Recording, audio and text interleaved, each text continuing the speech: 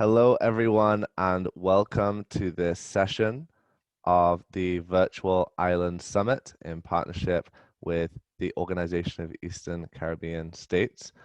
We're joined today for a very special session entitled The Sustainable Development Movement, a Catalytic Force, Changing the Trajectory of Development. And I am a big fan of what the OECS has been doing with the SDM movement. The OECS has been one of our original partners and supporters on the Virtual Island Summit from the very start.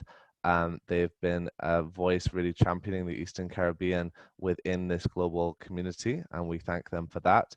And so we are happy to be partnering them again for this year's summit, and especially for in a few weeks' time, the Sustainable Development Movement, which I know you are all looking forward to learning about some more. I think it's so vital to have these conversations between the private and government sectors, bringing them together and bringing some of the world's most talented entrepreneurs into the Eastern Caribbean. I would now like to introduce Lisa Taylor-Stone, who has been the powerhouse behind this movement, bringing it all together, who will be chairing this session and will introduce our other speakers. So over to you, Lisa. Thank you so much, James. Good afternoon, everyone from all over the world, from warm St. Lucia. This afternoon, we'll be entering into a discourse that is disruptive. It's going to present to you two sides of the coin. And while doing that, we will be unpacking the Sustainable Development Movement 2020 as it is being positioned as a catalytic force, changing the trajectory of development. One of the main reasons why the Sustainable Development Movement was coined is essentially to bring together in one space development partners, global entrepreneurs, the private sector, the public sector, academia, everyone who wants to be great, essentially. And at this point, I'm going to introduce my esteemed panel, two persons, but it will be worth it. There's Dr. Jules, who is the head of the OECS Commission in the capacity of Director General. And we also have joining us Keith Johnson, the Chief Executive Officer for Republic Bank Grenada. Now, the Republic Bank Limited is the lead sponsor for the business model competition that is being hosted by the OECS Commission, and they are also the title sponsors for the Sustainable Development Movement. The Republic Bank Limited is the most innovative bank in the world, and I keep saying that because they have an amazing team, a team that really epitomizes what SDG 17 represents: partnership for development, partnership for the goals. And just before we move into the presentation, I'll just play an endorsement video by some of the speakers for the Sustainable Development Movement. If you'll give me a moment to just share my screen, I'll do that right now. The countdown is on for the OECS's Sustainable Development Movement's virtual conference in September. It is the most critical dialogue ever to be held in the Eastern Caribbean since COVID-19, featuring Damon John of Shark Tank and inspirational speaker Les Brown. Hello, I'm Les Brown, and I'm inviting you to join the Sustainable Development Movement. What's up? It's the People Shark, Damon John, the CEO and founder of Fubu, also co-panelist on ABC's hit show Shark Tank.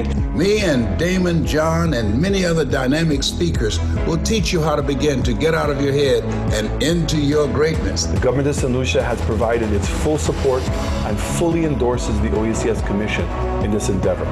What I'm here to do at this event is share with you powerful tools and strategies that will help you create a global brand online. We are really excited as Island Innovation to be involved with this event and hope it's the first of many. And I am looking forward to seeing you all at the Sustainable Development Movement Summit on September 24th in St. Lucia, where I will personally be your keynote speaker. I cannot wait to see you all there. My name is James Elsmore, and I invite you to join the movement. Join the movement. It all takes place in St. Lucia, September the 23rd through the 24th. You have something special. You have greatness in you. That's my story, and I'm sticking to it. And you can start following the hashtag SDM2020 for more info. Join the movement September 23rd and 24th. Now, what is your story? What is our story? And what we're about to delve into is really looking at, from our first speaker, Dr. Didacus Jules, as he unpacks SDM, as he unpacks the importance of partnership as it relates to engaging the region's private sector, why it is that the OECS Commission is really looking at this particular occurrence, the importance of the private sector in driving the development agenda. For many years, the private sector has been excluded from this whole conversation. And usually when persons think about sustainable development or the SDGs, the first thing that comes to mind, climate change, the environment, with a total kind of a forgetfulness about the presence of SDG 9 and SDG 8 that speaks to innovation, creativity, infrastructure, economic growth and development, strengthening the business development ecosystem. And that is what this particular discussion will be about. Particularly, Dr. Jules will be looking at some of the biggest wins to date since we've started this movement. Why has the SDM been so disruptive? You heard Les Brown and Damon spoke about seeing you in St. Lucia. Obviously, the video was made before COVID. But then again, there was a tremendous opportunity that was provided for all of us to sit back and look and think about how it is that I can evolve and become better, how it is I can hack my own business model, how can I hack the business processes, the products and services that I offer. And it has forced us to become more agile. It has forced us into a space where we had to execute business unusual. And at this point in time, I turn over to Dr. Didacus Jules, OECS Commission's Director General. Thank you. Hi, thank you very much, Lisa. And thanks, colleagues. Welcome. And welcome to everyone who's following us online. So I'm here to talk about the Sustainable Development Movement and why we see it as a catalytic force to transform the development of the OECS in particular. And I want to start by putting it in a global context. After 3 industrial revolutions, the trajectory of human development has brought us to a point of very deep and forced re-evaluation of our development pathway. The logic of human civilization has lost the wisdom of the ancients and has for some time been out of equilibrium with nature. We have arrived at a historical juncture where the contradictions of our value systems and the disregard for ecological balance have brought us to a point of decisive choices that will determine our survivability as a species. In 2020, the double impact of climate change effects and the signals of potential pandemics that culminated in the COVID-19 global outbreak brought the entire daily rhythm of human existence to an abrupt stop. This involuntary cessation of all economic and social activity has also necessitated an unavoidable reflection on where we have been heading and the road that we've been traveling. 39 years ago, the OECS, the member states of the Organization of Eastern Caribbean States, started a journey together that was built on the necessity of shared limitations and the aspirations of unified ambition. It was rooted in the acute awareness of the challenges of our smallness, the circumscription of our islandness, the practical advantages of functional cooperation, and a conviction of our own historical destiny. Like many other intergovernmental organizations, the OECS subscribed to the Sustainable Development Goals of the United Nations, one of which Lisa referred to, and has sought by conventional means to incorporate them in regional integration projects and in national planning efforts.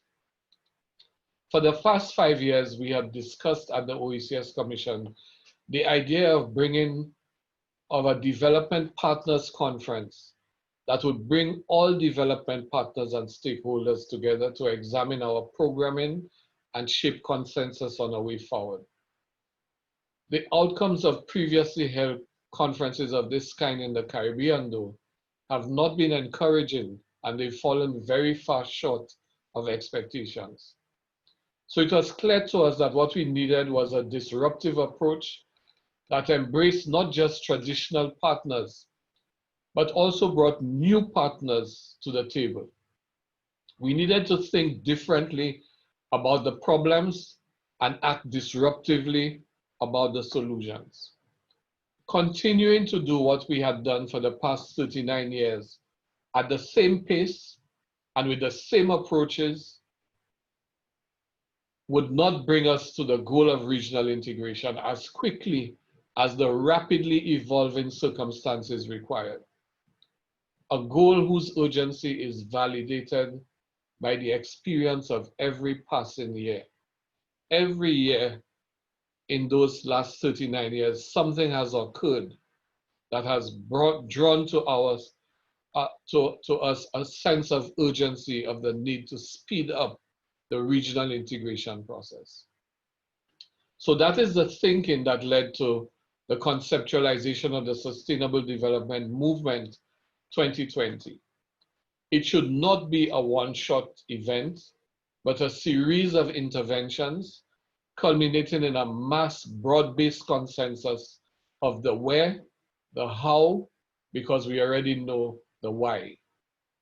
It should not start that dialogue from within old paradigms of thought, but with a mind shift that moves us from our customary preoccupation with the problem to an amplified perspective of our possibilities.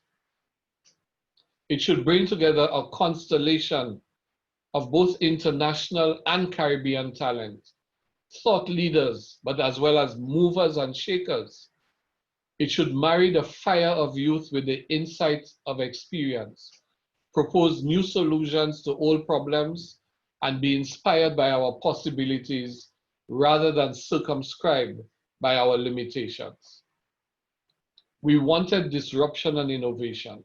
We sought inclusion and balance of gender and demographics, bridge the linguistic divide, design systems of agility, and seek opportunities for acceleration. So what has been the journey and its results so far? We started by appointing 21 SDM ambassadors as the bringers of fire in their own geographies. Our SDM ambassadors were men and women from every corner of the Caribbean and its diaspora, including as far away as India. They were charged with the responsibility of organizing webinars, social media posts, spreading the message of SDM, but following their particular passion to enrich the discussion. 40 webinars have been held on the most diverse range of topics by the SDM ambassadors. We've had webinars on fashion, design, dance, and pageantry as niche service exports areas for monetizing Caribbean creativity. We've had an online music festival showcasing emergent talent from across the OECS. We've had webinars in the French Caribbean, the French OECS member states, focusing interestingly on one theme, major theme, the future casting of the Caribbean, looking at and the actual questions for each of those webinars. What would the Caribbean of tomorrow look like? What will the consumer of tomorrow look like? What will be the characteristics of tomorrow's citizen? What should be the school of tomorrow? The reach of the OECS has therefore expanded exponentially, drawing participants not only from the diaspora, but from all continents. And our partnerships, James spoke earlier to the long-standing partnership between Island Innovation and the OECS. It is partnerships like this that has helped to propel our work forward and gain it the visibility that we desire, the aggregation of support that would make new things possible. And we thank James for that partnership, as well as the others who've been on board with us. This started before the pandemic, but when the pandemic started, we pivoted the SDM to immediately accommodate itself to that new reality. COVID-19 disrupted our plans to have the SDM 2020 culminate with a face-to-face convocation in St. Lucia with 700 participants and over 2,000 online. We pivoted immediately to converge the final events as online only, and that disruption provided huge opportunities. I've said previously that, the test of a good idea is that it's a good idea, you begin its implementation, and something comes from left field, completely seeming to knock the idea out of the park. But then, because of the intrinsic value of the idea, it is possible to pivot that with a level of agility and realize benefits that had not been foreseen when the idea was initially conceptualized.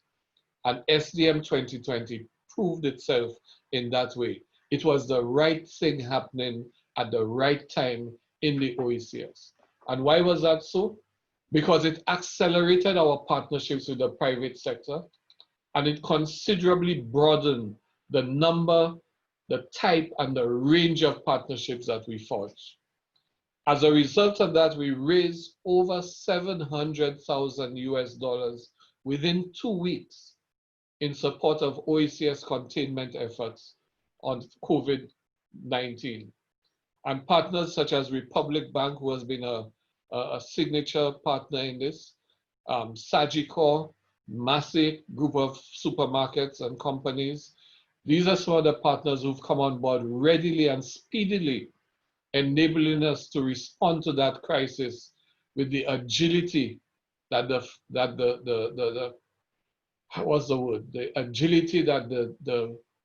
the great danger that crisis presented could be averted.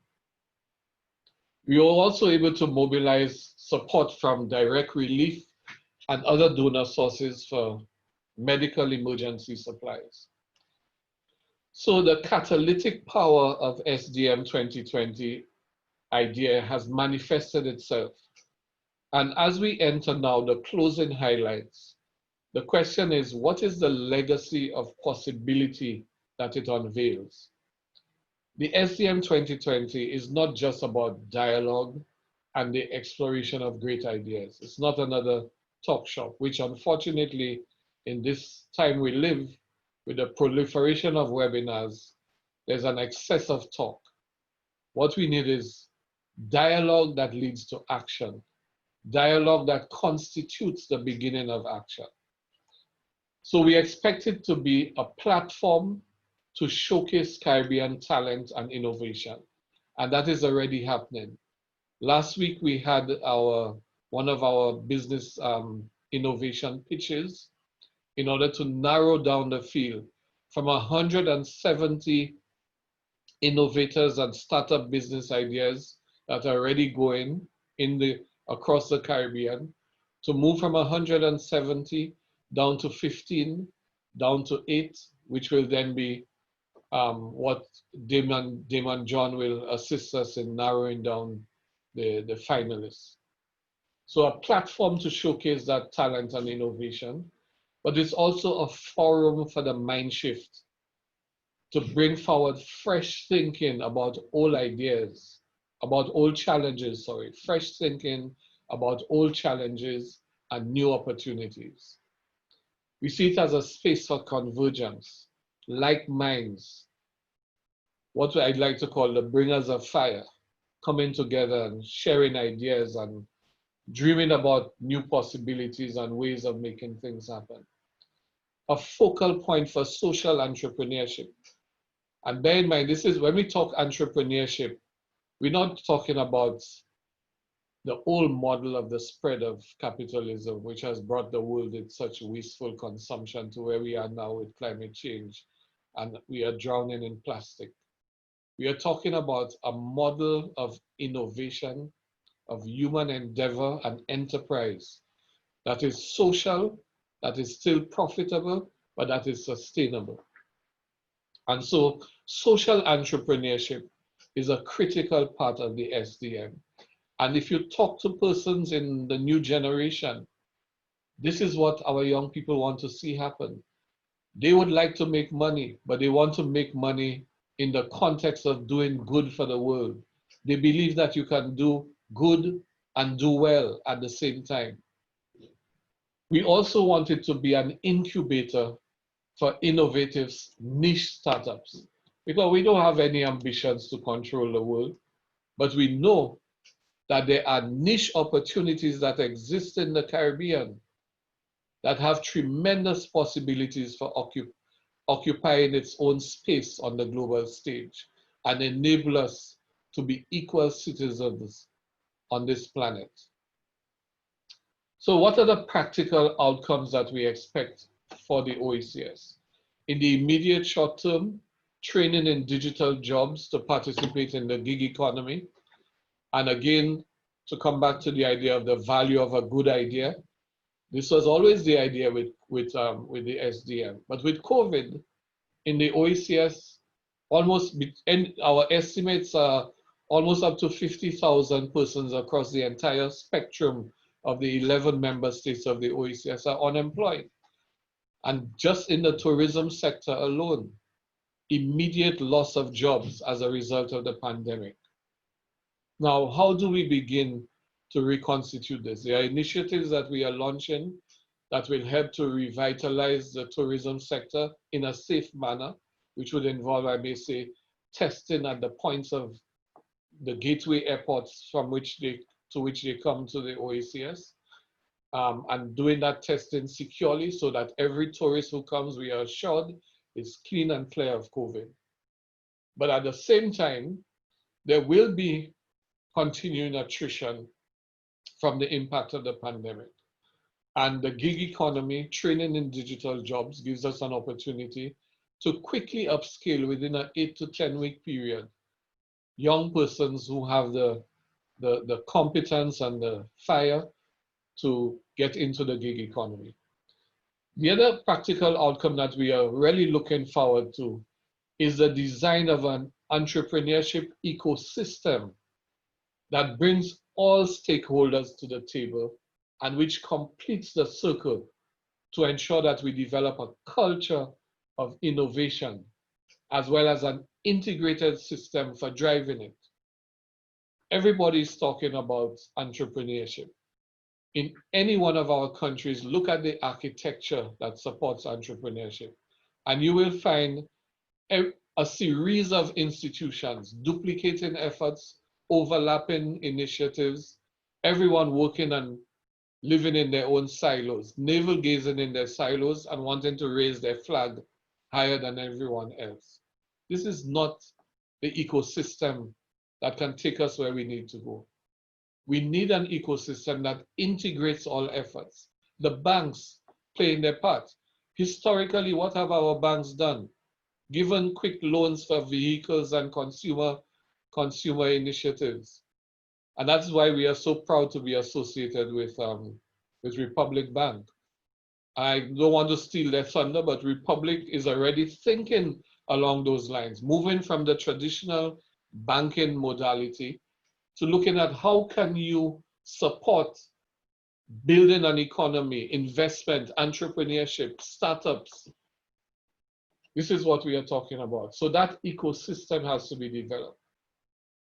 And associated with that will be a conservatory of investors who are supported by an architecture of incentives and ease of doing business measures that will fire our struggling economies.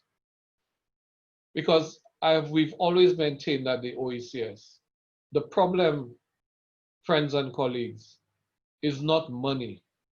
The problem is imagination. The problem is imagination. If we apply our minds to the problems that we face, in every problem, the seeds of its solution exist. And by turning it inside out and upside down, we will find ourselves seeing problems not as problems, but as opportunities. Because the solutions that we will put in place will take us somewhere much further than we ever would have dreamed to go had that problem not occurred in the first instance. Think about that.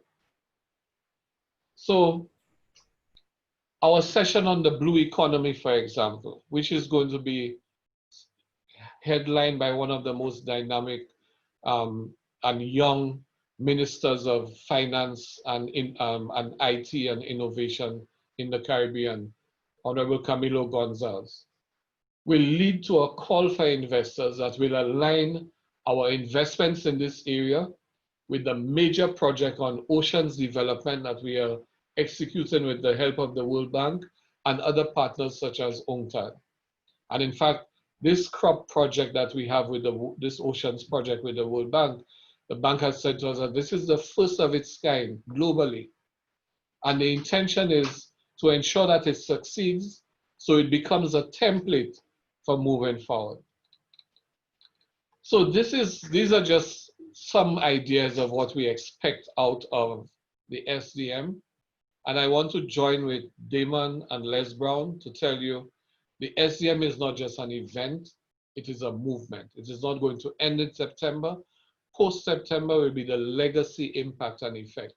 And that is where the rubber will really hit the road. So it's not too late to come on board, join the movement. Thank you. Thank you so much, Dr. Jules, for that. And we end with a takeaway. So the problem is not money, but it is imagination. And in the voice of Buju Banton, I want to rule my destiny, not in terms of taking the position of God, but in terms of creating, really predicting the future by creating it. So we're working towards that. And building on this first presentation by Dr. Jules, I'm going to turn over to Keith Johnson, CEO of Republic Bank in Grenada. Keith will look at this from the financial services perspective. He will look at connecting the big parts that are needed to strengthen the business development and entrepreneurial ecosystem within the Caribbean and in small island development states. He will also talk about some of the initiatives that are being executed by the Republic Bank. He will also look at why, the why behind it. Why did Republic Bank choose to partner with the OECS Commission on this initiative, and why his team is so fired up and passionate really about the whole issue of innovation and building and creating, and not just that, but scaling and delivering and exiting the market. The best and biggest ways of creating wealth really is investing in our people, investing in small businesses, because small businesses really are the engine of growth of any economy. And I now turn over to Keith Johnson.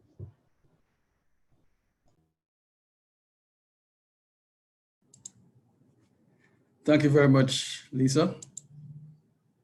Let's see, share my screen.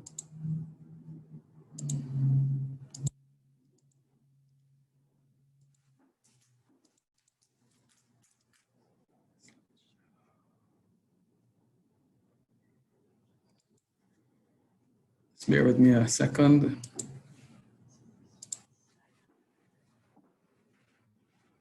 Right.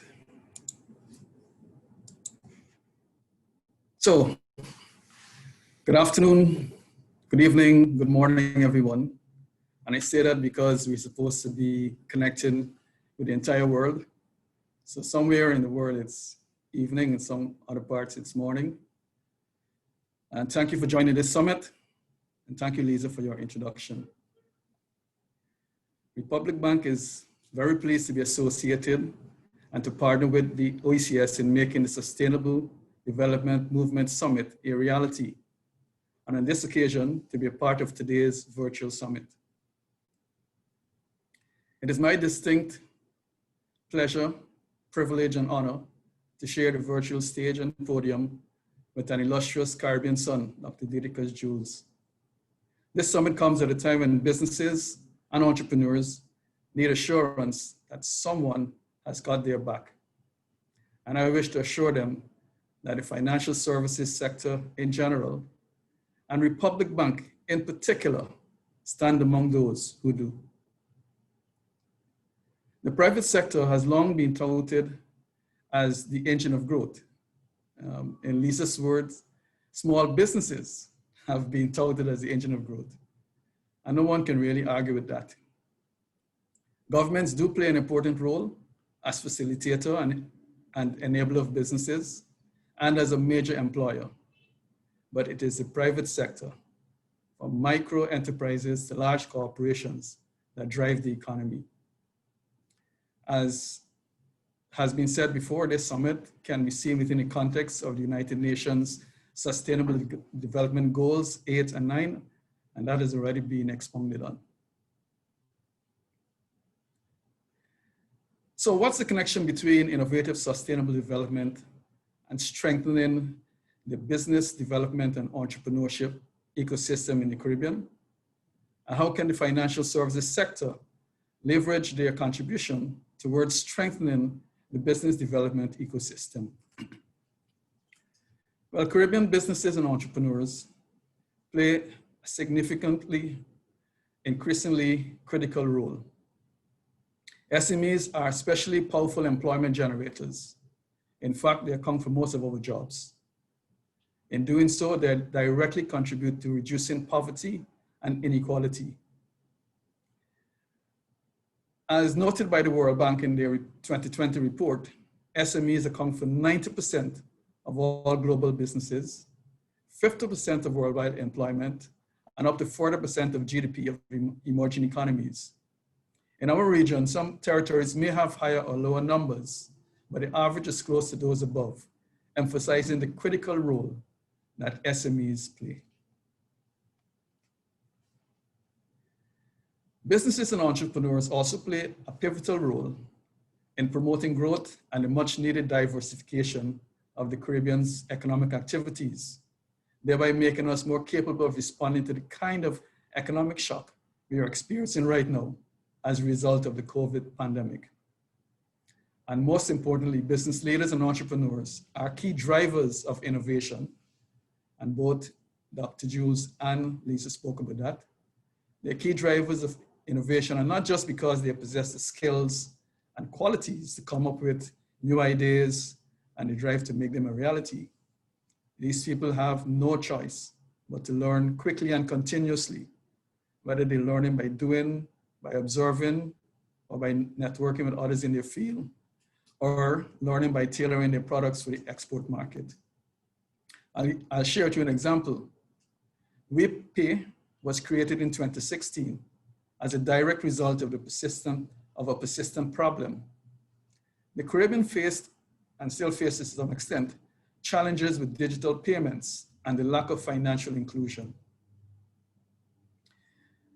WePay developed a uniquely inclusive platform that is secure, flexible, and easy to use, allowing both the banked and the unbanked to move money quickly, safely, and easily. We cannot underestimate the value of these experiences in closing the knowledge gap and building capacity of the Caribbean and its people. The value of the sum of their contributions means that the Caribbean's business and entrepreneurs will always be central to our strategies to achieve our sustainable development goals. And I'd just like to share with you some economic sectors in which new businesses and entrepreneurs could consider playing in. For example, manufacturing, sports tourism, with or without fans in the stadium, alternative energy, such as solar, wind, and geothermal, mechanized agriculture, skill development to meet digital requirements, and we've seen more and more the need for that kind of skill, and the performing arts. So what are the areas in which financial services sector continue to leverage for the benefit of businesses and entrepreneurs? Well, financial institutions have already responded to the needs of businesses and entrepreneurs. In addition to credit, they continue to seek to provide the most effective and efficient tools to enable business transactions with heavy reliance on the technology of the day. For example, there's internet banking, there are mobile apps, there are e-commerce payment platforms, and most of the younger generation are optimizing their limited resources by applying technology in their enterprises And one of the enhancers for them is payment through e-commerce platforms. Then there's also partnering with the ECCB on two fronts.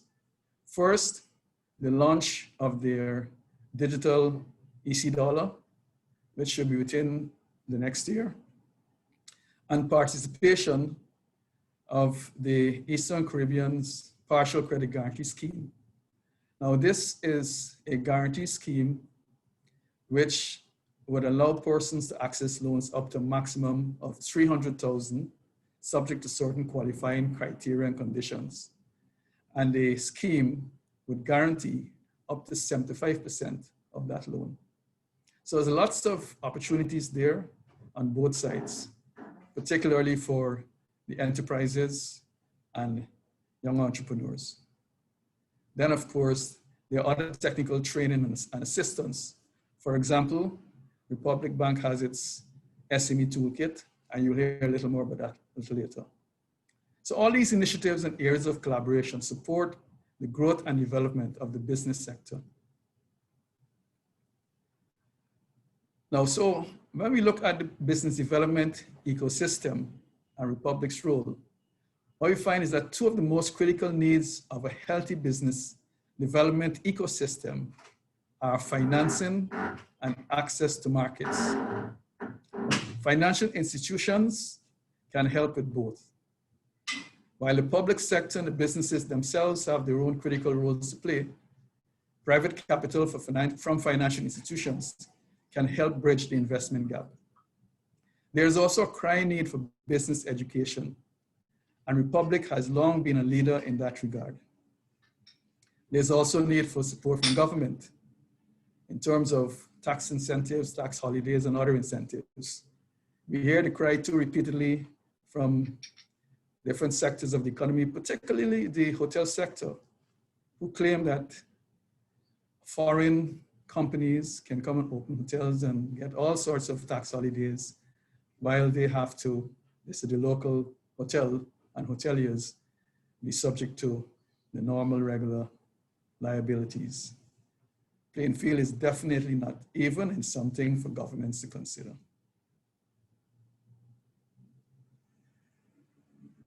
Republic Bank and responsible banking. The records will show that the Republic Bank has put its money where its mouth is, so to speak.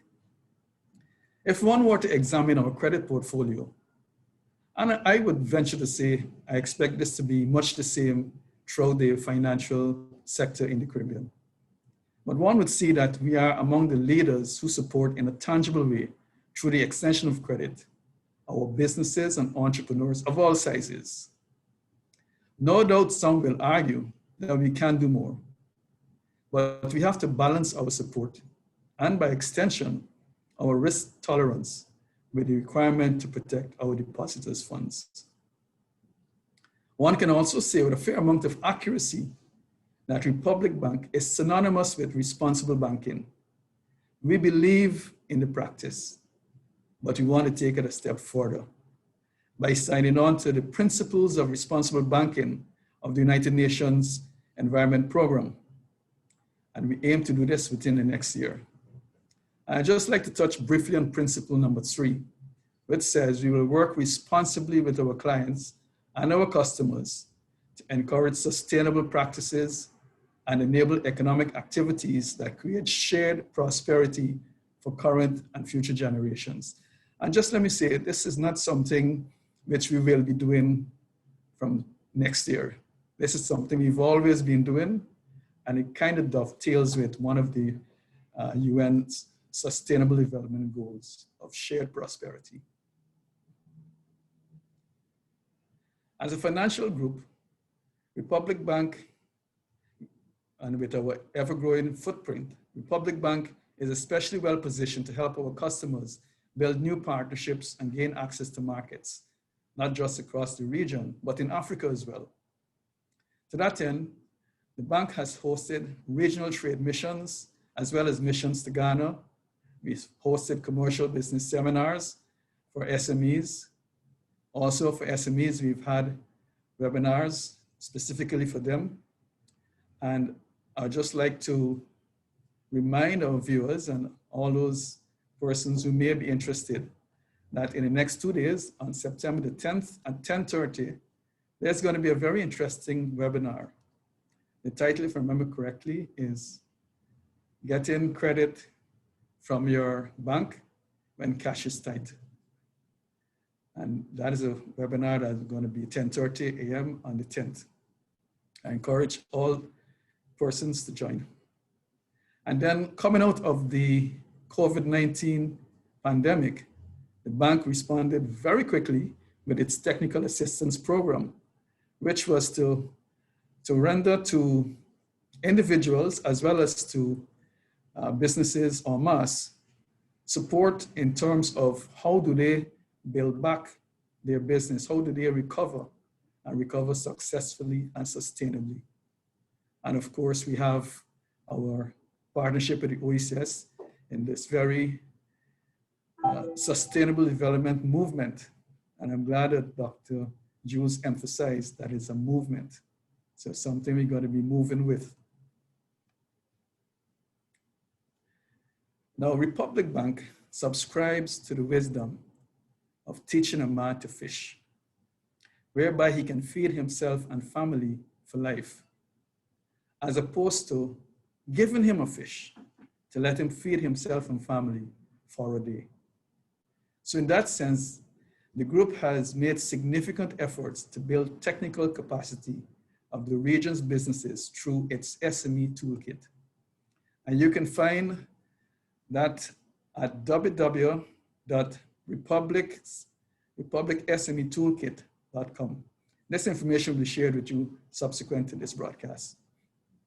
The SME Toolkit is an online resource that provides insights and tools for SMEs and micro businesses as well. The whole gamut of all the disciplines that you need to be successful in business, from planning to marketing, to sales, accounting, operations, technology, as I said, a whole slew of disciplines. The group also seeks out partnerships with like-minded individuals and organizations to create growth opportunities for Caribbean businesses, including, as I mentioned earlier, the Sustainable Development Summit, coupled with its business model competition, and Dr. Jules spoke about that. We have in some of our territories, the Action Club Workshop Series, hosted in partnership with certified business coach, Indira Couch. And let me say here that part of the prize for the winning entrepreneur is a session with Indira Couch. We also have the Entrepreneurs Business Builders Program for women entrepreneurs, hosted in partnership with Business People Development Associates Limited. And as has been said, and to some extent it is correct, women do not get equal support as men, so we're trying to balance that equation. So what are some of the necessary shifts and business models for sustainable development? The pandemic is an unprecedented challenge. I mean, this probably is a worn cliche, but it's still very true. But it also ushers in a period of unprecedented change and opportunity that will ultimately redound to the benefit of the region, its businesses, and its people. Excuse me. The current crisis will transform the nature and potential of the Caribbean for the better. In fact, I know it already has. We are seeing trends towards digitization and greater efficiency that we thought would take years. We see it happening now within months and in some cases weeks. The pandemic brought about sudden change in attitude, and Dr. Jules alluded to that. Some of the changes we see include a move towards digitization, use of e-commerce, online presence, payment mechanisms, remote work. I'll give you a couple of examples. We saw one entrepreneur, part of whose business is to host in-person live bingos. Well, he couldn't do that with COVID. And guess what? He went online. And from all feedback, it is catching on and it's been fairly successful. Then We have the need for scalability and adapting to the changing market. And I give you two more examples. Again, with COVID. One, and I think there are more than one, but one I know for sure. Liquor producer. He uses alcohol base, not to produce liquor, but to produce hand sanitizers, you know, showing his ability to be flexible and to scale up virtually. And still with COVID, we saw tailors and seamstresses, you know, using their equipment to make masks. And those were decisions which were made within a week, you know, to seize the opportunity of the pandemic and also to help with stopping the spread. Then we have diversification of product and service to meet the changing demands of the consumer, both from a financing perspective and an enterprise side. Examples of businesses tailoring their products to export are SM Jalil, Angostura, Grace Products, and Baron Foods. Embracing other technological solutions that improve efficiency, including data analysis and the use of more advanced technology like artificial intelligence. Sources of financing, instead of using bank financing, which has a fixed cost, budding entrepreneurs and business should consider equity financing, where you would only have a distribution to the extent that the business is profitable. There's also the question of pooled resources, you know, as in a cooperative. And then there's venture capital, which is another source of capital where you would not be faced with the fixed cost of, you know, credit interest. Then there's also the possibility of pooled supply chain management, particularly on the import side. If persons can get together and make one large order instead of, say, 10 of them making 10 individual orders. And this will reduce the cost of importation, the unit cost of the goods, and by extension can either make it cheaper for the retail customer or improve the margins of the business person. So what are some of the possible innovations in financing? Well, I spoke earlier about Republic's alignment with the teach a man to fish philosophy. And so while we recognize we have to, you know, expand our risk tolerance in terms of more financing for entrepreneurs, right? We find that it's just as important, if not more so, that we seek to educate our, you know, customers, right? So part of the bank's plans is to include an incubator program to complement our SME Toolkit. That's a business incubator program. And that should be launched within the next year. The bank is also working on some ideas for SME financing, and the details of those will be revealed to you at the appropriate time. One thing that you can expect is that as the needs of the Caribbean's business communities continue to grow and evolve, the Republic Group will continue to seek out new opportunities and new partnerships with international lending agencies to provide additional funding to key industries and stakeholders. In the meantime, there is access to financing through the ECCB's partial credit guarantee scheme, and there are grants available from funding agencies. The challenge though for many budding entrepreneurs is the process to access those funds. We know Caribbean people are not very fond of reading and writing. So a man could rattle off his business plan in no time off his head, but ask him to sit down and put that business plan in paper, that's a major challenge. And so we believe our SME Toolkit and the incubation program I spoke about will be major benefits to those persons. So our support for the Sustainable Development Summit resides in the fact that the Republic has been serving the Caribbean for over 180 years. We have grown and thrived here, and that success has been built and sustained over time by Caribbean people. The Caribbean people are our people. So we have a vested interest in the sustainable development of the region and its success. And we always seek opportunities to partner with organizations like the OECS to advance those aims and ultimately to assist in building successful societies. We were especially interested in this particular opportunity because of the value that it holds for the business community, both through the summit itself and through the business model competition, which is an exciting opportunity for 30 of the region's most promising entrepreneurs to network, to learn, and build their capacity. We see the Sustainable Development Movement Summit as a continuation of our long-standing tradition of working with the region's businesses and entrepreneurs to help them achieve their dreams. It's an opportunity that has come at exactly the right time, and we commend the OECS and the stakeholders for the work that they have put into making this a reality for our region's business leaders. We also thank them for the opportunity afforded us to be associated with this movement.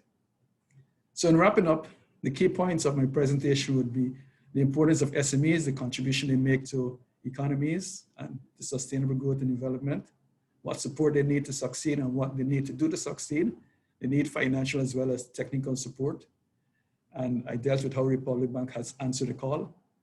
How can the sustainable development ecosystem be strengthened?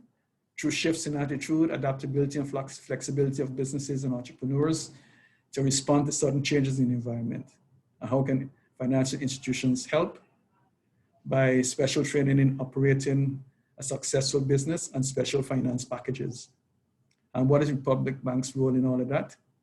Well, education, education, education through the Sme Toolkit, the incubator program, and sponsoring summits like the SDM. Republic Bank is extremely proud to be associated with this summit and reiterates its commitment to help build successful societies. As I close, I wish all participants good luck in the competition, but we'll be rooting loudest for the two from Grenada, Tamara Prosper and Marcella Jeremiah. Good luck, ladies, and thank you. Thank you, Mr. Johnson. Thank you so much. All right, so we've heard it. We've heard about the unpacking of the Sustainable Development Movement. We have also heard about the work of the Republic Bank and the vested interest that lies in strengthening the business development and entrepreneurial ecosystem within the markets that they operate in and the Caribbean at large. Now I'm going to open the floor for some questions and answers, and I have some questions here that were sent to me via the organizer, and I'm going to start with this one. It says here, Cuba's move towards sustainable organic agriculture was necessitated by its economic isolation in the face of the embargo, but has proven to be an example of a nation's look to. What do you think other islands can learn from this lesson? Dr. Jules, I think that one best goes to you. Well, I want to reassure the questioner that we have already learned from that example, even before COVID, because as you know, the OECS member states have very close relations with Cuba. We are always looking to see what we can learn from some of the innovations that they have done. But I can tell you that when Hurricane Maria hit Dominica, well, first of all, in whatever year, I don't recall the year that Maria hit, there had been, we had been told by the meteorologists that, and the weather folk that that year would be a year of unprecedented storms. So we did a scenario plan, a worst case scenario plan at the OECS, a what if. We said, what if Miami was hit, which would knock out our supply line completely? Or what if you had multiple strikes in the Caribbean during this hurricane season? What would that do to the capacity of the response, disaster response mechanisms in the Caribbean? So based on that scenario, we felt it necessary to do our own plan with respect to how we would respond as the OECS in the event that things were so bad that attention had to be diffused across the region. Long and short of it was that when Dominica was hit with, when BVI and Anguilla was hit and Barbuda were hit, we moved to provide them with supplies of food and water.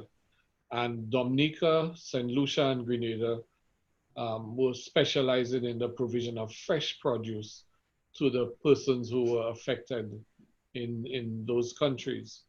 When Dominica got hit a couple of weeks later with Maria, it knocked out one of our major sources of supply of fresh fruit and vegetables. So we immediately had to move to help Dominica get back on its feet. And the proposal we made was to start a seedling project. So high nutritious crops that could bear fruit within 4 to 6 weeks. We seeded these in Dominica, germinated the seeds, and distributed 300,000 seedlings island-wide in cooperation with the Ministry of Agriculture. As you know, the Cubans have a backyard urban space gardening experience, and we drew on the lessons of that. So within 4 to 8 weeks, there was fresh fruit and vegetables in the market in Dominica, and that was a major step in Dominica getting back on its feet after the hurricane. With COVID, we have actually started spreading that same initiative. And in fact, because charity begins at home, in addition to working with the member states to encourage these programs, we ourselves in the commission germinated seedlings and distributed to our staff. So all of us in the commission, or practically all of us, have little backyard gardens or gardens in containers that are growing food.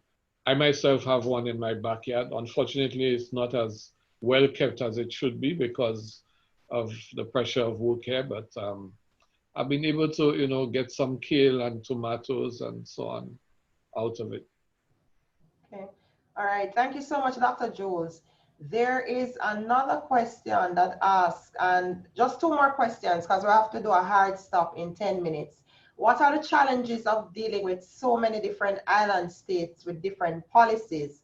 How does the OECS or the SDM contribute to bringing them together? Well, there's nothing like a crisis to bring people together. And I have to say, though, that I would urge the colleague who asked that question to read Sir Arthur Lewis's book, The Agony of the Little Eight, where he spoke about he was advocating something like the OECS, that the smaller islands should get together. There's something about our shared sense of size and the common challenges that we face that makes decision-making within the OECS much easier than, say, in a wider regional construct, whether you take it at the CARICOM level or the hemispheric level. Because we're very acutely aware of the disadvantages that we face. Our heads of government are very sensitive to that, no matter that occasionally we may have disagreements. But a crisis brings us together in a very positive way because we recognize then our vulnerabilities. And vulnerability can actually, as I said earlier, problems becoming solutions. Your vulnerability can actually become your source of strength if you find the unity, the armor of unity that is required to preserve you in a highly competitive world. All right, thank you so much, Dr. Jules. Mr. Johnson, this question is for you. I'm interested in knowing the thoughts of Mr. Johnson's Republic Bank and other regional banks to integrate environmental, social, and governance risk as part of the investment decision-making processes. What are your thoughts on that? Well, I can speak for Republic Bank. As I mentioned in the presentation, we will be signing up to the United Nations Environment Program, Principles of Responsible Banking. And that will concretize a lot of the philosophies of the bank, a lot of the principles that we stand for and already practice.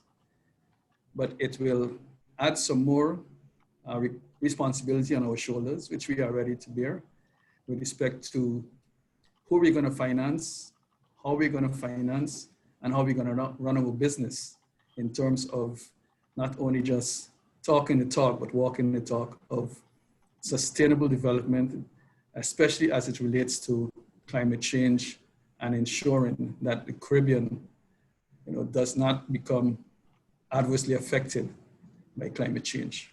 So, for example, we may have to opt out of certain businesses, which we know, which might not be in alignment with those principles of responsible banking. Okay. All right, thank you so much. And I'd just like to say thanks to everyone who is online, who has joined us. you know, for the past hour. And as a result of your participation, James at first spoke about the partnership between the OECS Commission and Island Innovation. The OECS Commission is a gold sponsor of Island Innovation.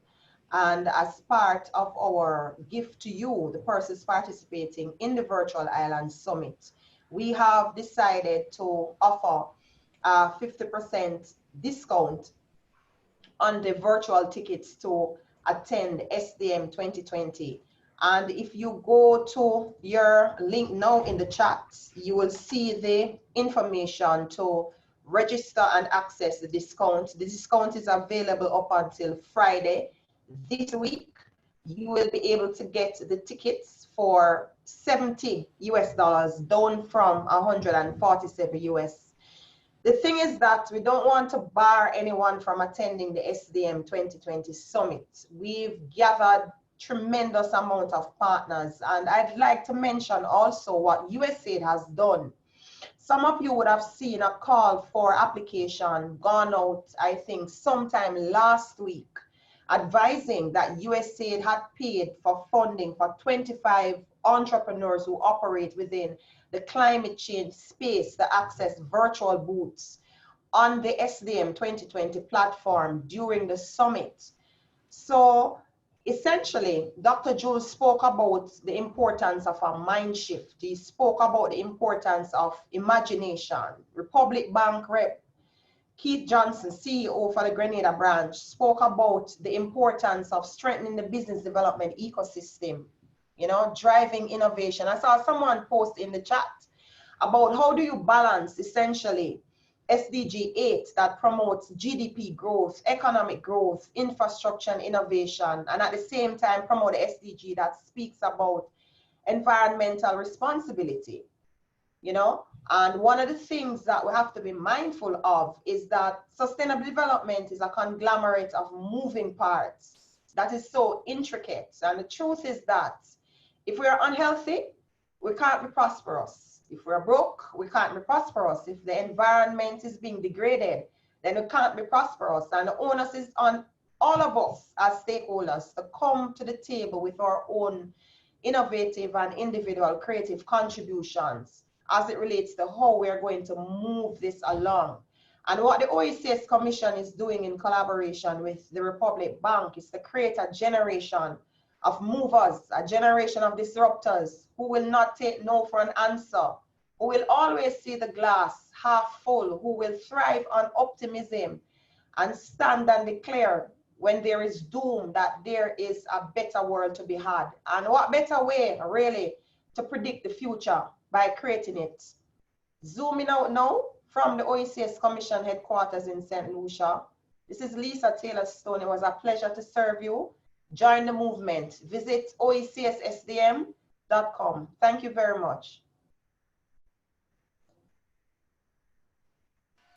Thank you very much, Lisa, Dr. Didacus Jules, and Keith Johnson. We are very honored that you have been able to join us today.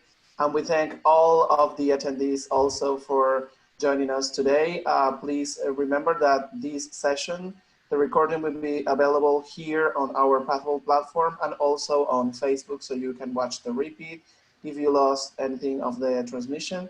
We are strongly proud to be an OX partner, and we are thinking ahead of the future that the OX is building for us everywhere, not just on the Caribbean, because I think that the OX is giving or saying an example, setting an example that can be replicated throughout the world.